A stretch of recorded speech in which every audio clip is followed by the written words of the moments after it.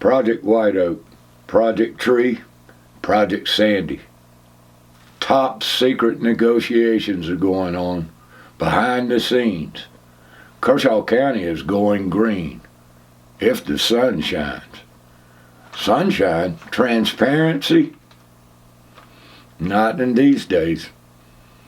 County Council moves to move public comments to the end of the meeting. We got a special report from Pochop on free speech in Kershaw County. And fee and lieu's.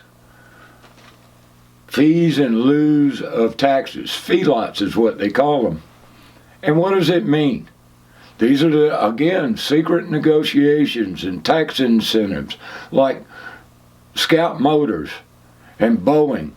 But even down into your local level, they call it economic development, an incentive package to bring jobs and financial security and economic growth to the area. But what are they really? That's what we're covering on the Liberty Report. It starts right now.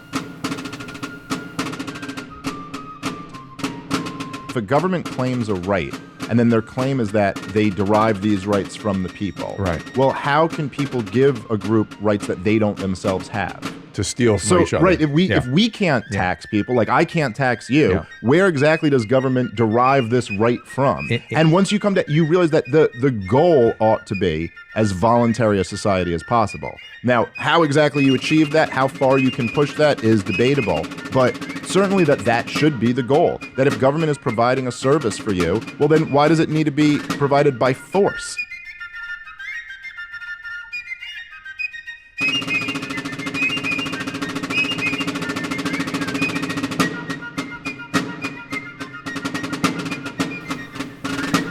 Welcome, ladies and gentlemen, to a cold studio. We've lowered our heat here at the studio in solidarity with the poor people of Camden who are suffering under City of Camden's electricity mafia's extortion. But your rates are about to come down, as all Kershaw County residents should be applauding what's really going on behind the scenes to help the poor people of Kershaw County with electricity rates so that we can fight climate change, sustainable development. Kershaw County Council is in secret negotiations with 3 different projects in the Cassid area for solar farms, electricity produced by sunshine that is going to be put onto the grid in order to help provide electricity at reasonable cost. Now, of course, to do this, it's going to take more money because we have to give tax incentives to all these corporations that are going to put in these solar panels. On Tuesday, November 28th, Kershaw County Council voted to push forward 3 different fee and lieu tax agreements toward these secretive, anonymous corporations.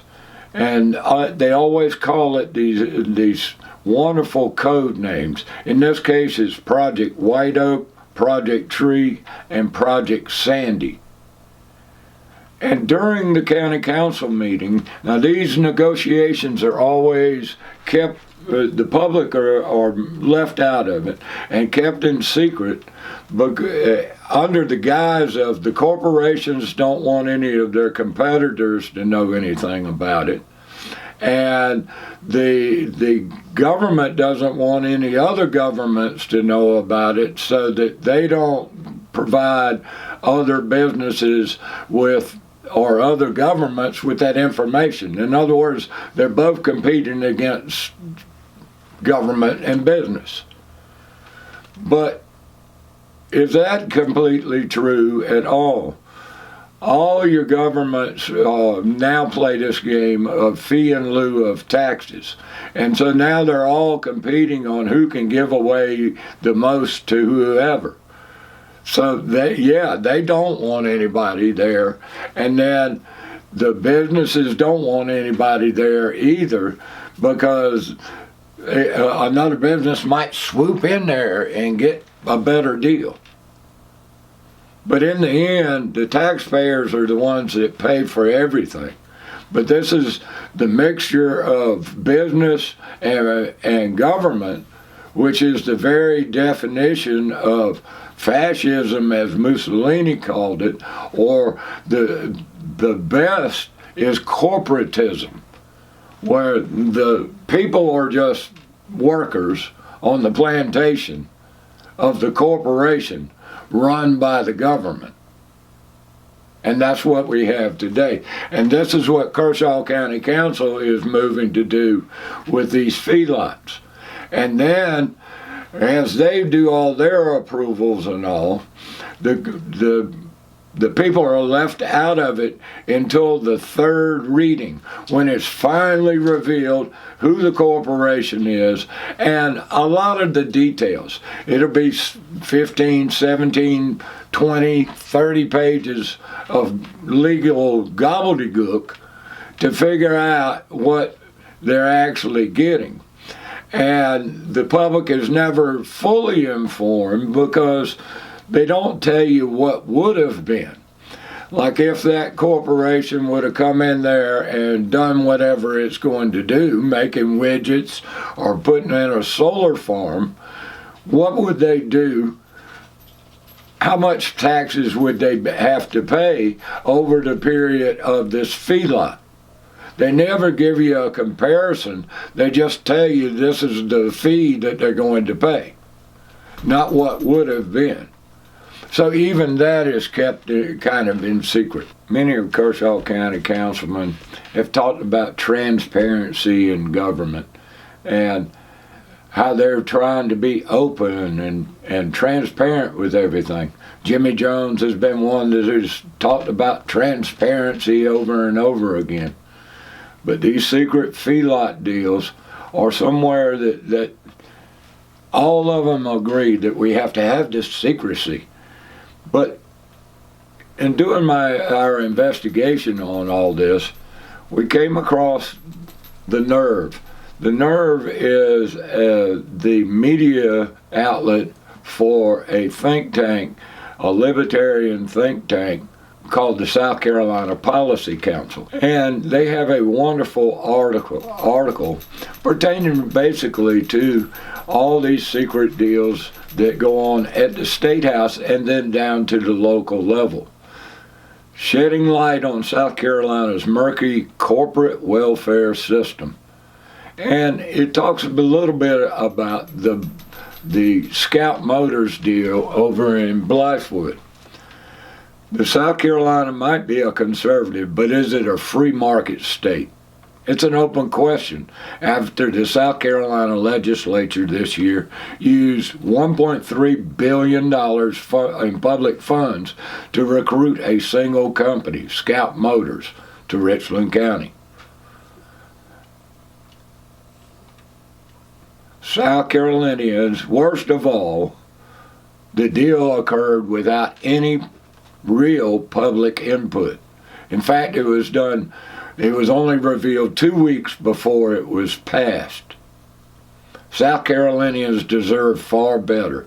To facilitate transparency and public input in incentives process, as well as to bring accountability to projects once approved, several changes are needed. And these are kind of a start to bring transparency to all these dirty deeds whether they're good, bad, or indifferent, these deeds need to be in the public. They recommend hold public hearings on proposed incentives prior to their approval. Currently, what happens is they go into these secret negotiations long before they even begin to bring it before the public. Then they have to do 3 readings to pass. The first reading will be in title only. The second reading may or may not have a little bit of detail, but not much. Or it'll be in title only too. And then just before the next meeting, usually the Friday before a Tuesday, the actual agreement, who it is, what it is, where it is, and what kind of deal it is, will only be revealed to the public at that time, leaving you little time to much less go over it and grasp what's actually going on, but to create any kind of opposition, or if it's a good deal, to be able to understand why and advocate for that. So on both sides of the sword, it's bad. But if you're doing dirty deeds, then that transparency needs to be opaque. Opaque as glass block. You know, you can kind of see what's there behind it, but you can't really tell what it really is.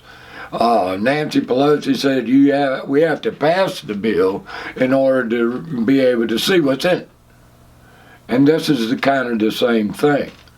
So they also say to conduct third-party reviews, not overseen by the Department of Commerce or the administration of the county, or it needs to have some kind of outside, maybe a citizens committee or something.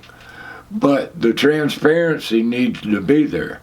They also say require counties to publish annual incentives reports detailing all their feedlots and other benefits. In other words, every year you ought to put on there, we did feedlot for Roy's Wood Products, and we did a feedlot for the Turkey Barn, and we did a feedlot, and this is the total cost, and this is what they would have paid if there would have been no feedlot, all things being equal. But they don't do that.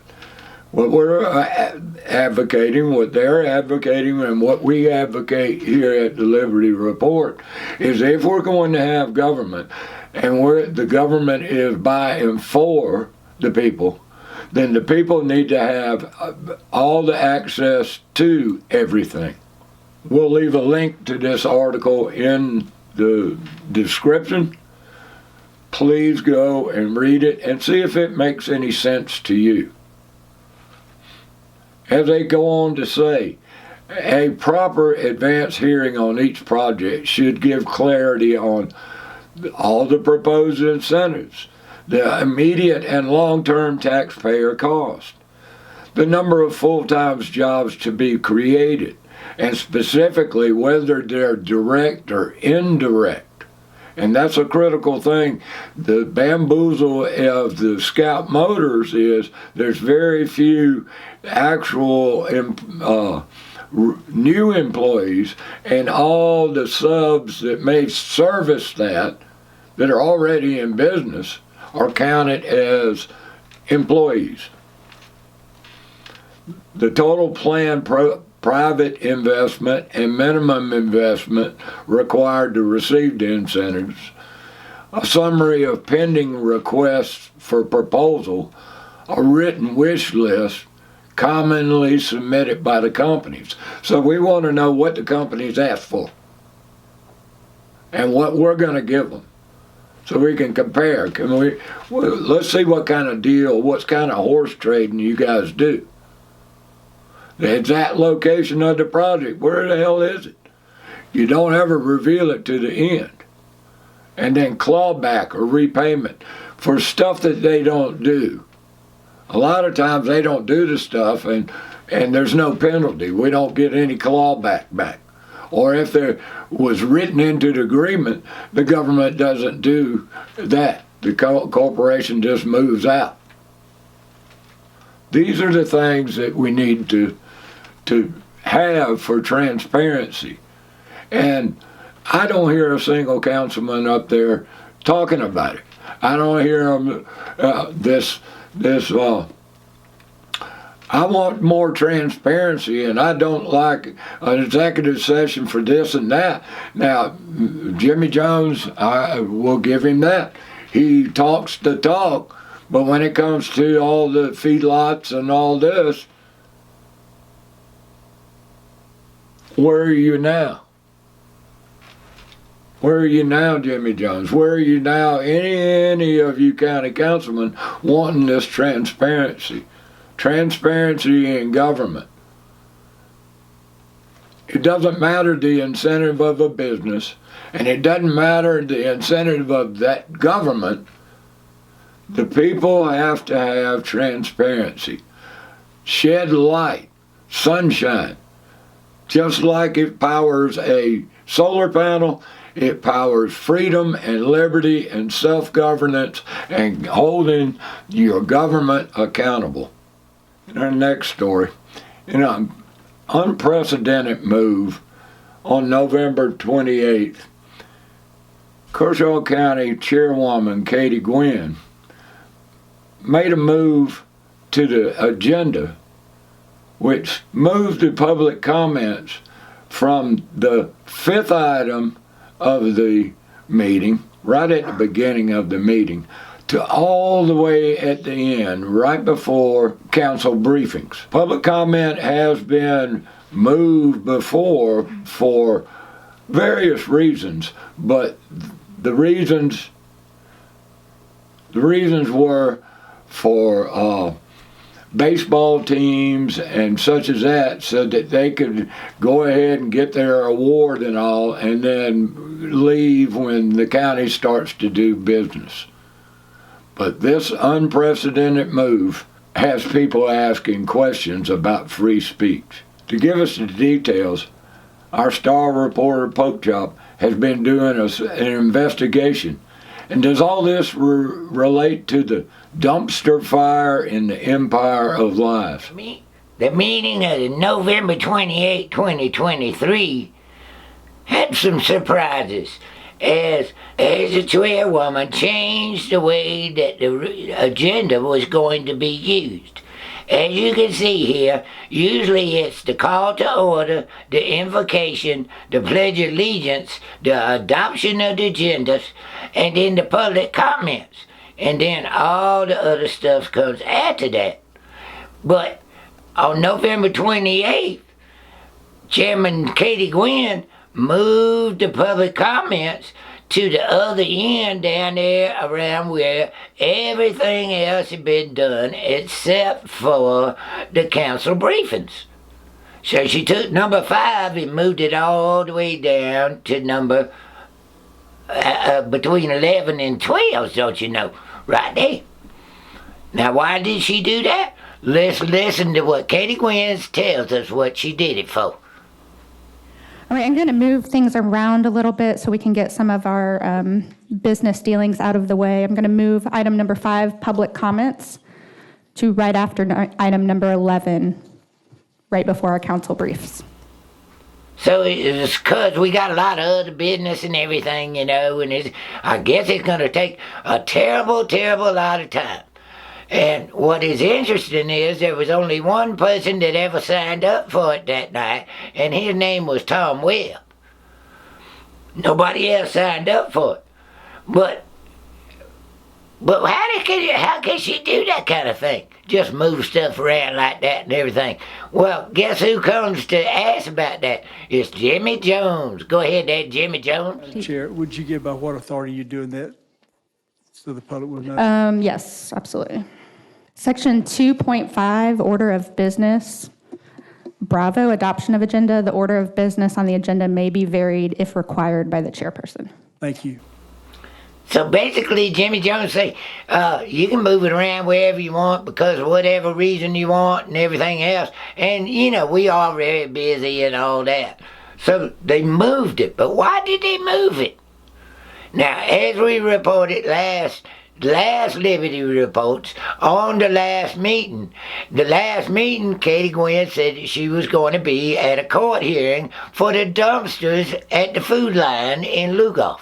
But yes, absolutely, I'll be there if this council would like us to be. All right, all those in favor of the amendment that Councilman Shoemake attend also and be authorized to speak on behalf of council, indicate by raising your hand. All right, vote is unanimous.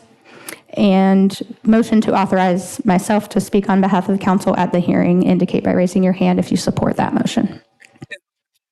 Okay. And the motion passes. Mr. Shoemake and I will be there Monday at 9:30 with you, Mr. DeBose, and we'll see if any actions needed on council's behalf.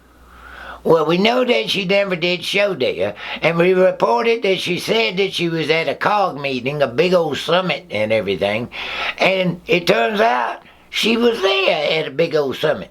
Even though we looked on the COG meeting schedule and there wasn't nothing on there. And even then, we called over to the Santee Lynch's Council of Governments and talked to the assistant over yonders, and they said there wasn't no meeting and all, and she don't know about no meeting, and it must have been a Zoom call, and there ain't no minutes, and there ain't nothing about it. But yet, Sammy Tucker and Katie Gwynn said it was, and there was 312 people and a whole bunch of people from here and yonder and everything else. And there's $600 million worth of stuff, government grants coming down the pike. And we'll be able to build all kinds of intersections and everything. Myself and Madam Chair, I had the opportunity last week before Thanksgiving to travel to a conference with the COG. I think we had overall 320 attendees, and it went well. A lot of good information down there. We're not going to be as bad financially strapped as we thought we were. There's some programs there in the infrastructure that's coming down from Washington, D.C., so we can do some projects and do some things. We just can't jump on these mega projects anymore that cost millions and millions of dollars, like when we did our bypass here in Camden. We're struggling now to figure out a way to pay for the Bishopville truck bypass, which is now have increased to almost $60-something million, which will virtually bankrupt the COG if we have to pay for that. So I could talk more about that at the beginning of the year, but conference was good. Mr. Tuck, who is at the conference? As far as from our In the meeting, the COG in the conference, Mrs. The Gwynn? South Carolina. South Carolina, yes, so it's all 10 COGs. Great. Yeah, so you got And we had good Appalachian, Upper representation there. State. We had good representation. We do, we always did. do, yeah. I Madam think- Chair was there. Absolutely. You were We there. had at least 10 people there, 10 or 12. It was actually 13 attendees from our COG, which Very is good. pretty good. Yeah. Of a board of 29, we'll take that. Some people usually only have about 3 or 4 or 5 people show up, so. And they did all attend class because I was looking around and I saw them. So they didn't just go shopping. So we appreciate that. Anything I'm leaving out, Madam Chair, on that? Or you want to cover anything I left out? So that I took some notes from the DOT representative that was there. There's $660 billion available in grants for roadways, sidewalks, revitalization, anything to do with a road or safety measures. And that kind of leads me into something I wrote in all caps, need a grant writer. Next budget cycle, I definitely want council to discuss that, because I sent it to Mr. Blanchard and Mr. Templer, like, hey, here's some grants that we can apply for. They have a lot on their plate. But so that was really awesome hearing from DOT. And then Jimmy Jones made sure, we have some other options for some of our and we were roadways. well represented. I always got Katie highway Gwynn one was and there, back the on that. chairwoman was there. So, Okay, the chairwoman was there, but she scheduled over here and she didn't show over yonder, and she didn't tell nobody. But, Tucker being there. you know, in this kind of world, you don't know what is true and what is false. There's so many true and lies, and you don't never know. So in the end, Jeffy, we don't know what is true and what is false, and we can't keep track of none of them because there ain't no transparency, just like you covered in the feedlots.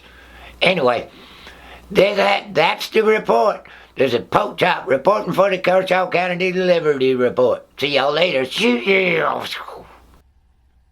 Thank you, Pork Chop, for that report. As you can see, ladies and gentlemen, there must have been a COG meeting, a COG summit. But as Pork Chop reported, they've called over to the Council of Governments and nobody knew about the big summit. The whole thing begs more questions than answers. If there was a COG meeting, who pays for these COG meetings? What do you think? Does the county pay for the excursion to go to this big COG meeting? Where was it held? What kind of hotel room did you get? Who pays for the food? You know, maybe we need to FOIA the expense reports for COG members and see how much taxpayers are paying. Then it begs the question, well, if you knew this great big summit was coming up, why didn't Katie Gwynn say, you know, I've got this big COG summit, I can't be at the court hearing? Instead of saying, Derek Shoemaker and I will be there Monday morning at 9:30. So, what is true? What is false? We don't even know. And then there's the question of transparency. What does that mean? We've heard many a politician talk about transparency, but yet these deals, Scout Motors and different fee and lieu instead of taxes, what do these deals do? They're always done in secret. Pine Tree, White Oak, and Sandy. Now we're just getting the inklings that they're solar farms and they're going to sell electricity back to the grid for a profit. Now who's going to benefit from this?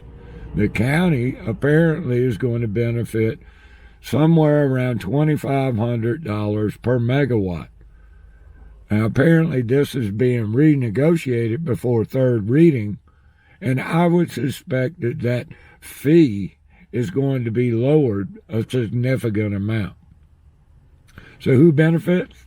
I don't know. Maybe the businesses and the government. The people, will they see it on their electricity bill? I doubt it. Will the people of Camden get any relief? I doubt it. But the government will grow yet again. So what we need, ladies and gentlemen, is transparency. Every single meeting should be recorded and archived. So one of the ways that we can hold our government accountable. And the same with the elected officials. Why did Katie Gwynn move the public comment to the end when we can clearly see from Pork Chop's report that it was all business as usual? Why indeed? What were they afraid of? Is this going to be a precedent? Are you going to sit through a 3-hour meeting to make a 5-minute comment? Ladies and gentlemen, it's just another ploy in the empire of lies of our elected officials. Until next time, that's the Liberty Report. Peace.